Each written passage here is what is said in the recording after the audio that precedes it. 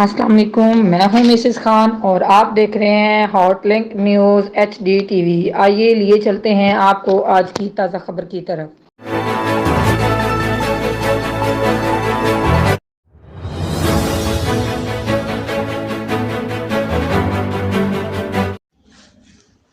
آج مسلم لیگ نون کے نامزد امیدوار برائے صوبائی اسمبلی PP13 حاجی عمر فاروق اور آزاد امیدوار برائے حلقہ NH1 بیرسٹر عقیل ملک کے اعزاز میں ملک حبیب الرحمان اور راجہ طاہر محمود ایڈوکیٹ نے لوسر شرفووا کینٹ میں کارنر میٹنگ کا انعقاد کیا۔ کارنر میٹنگ میں آزاد امیدوار برائے حلقہ NH1 بیرسٹر عقیل ملک، سابقہ وائس پریزیڈنٹ کینٹ بورڈ ملک محمد عارف، موجودہ وائس پریزیڈنٹ ملک محمد ارشد کے علاوہ نمائندین علاقہ اور عوام نے بھرپور شرکت کی۔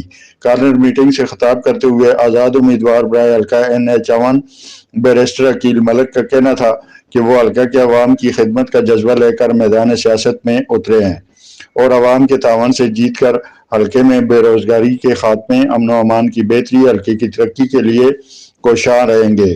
بیرسٹر عقیل ملک نے اپنے خطاب میں حلقے کے مسائل کو اجاگر کیا اور ان کے حل کے حوالے سے اپنے عزم کا اظہار کیا۔ کارنر میٹنگ کی اختتام پر دعا کروائی گئی۔